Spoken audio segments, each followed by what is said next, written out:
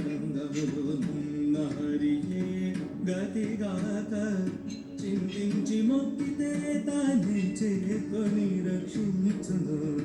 అంతరంగములున్న హరియే హరియే హరియే హరియే. Edukondalavada Venkataramana Govinda Govinda.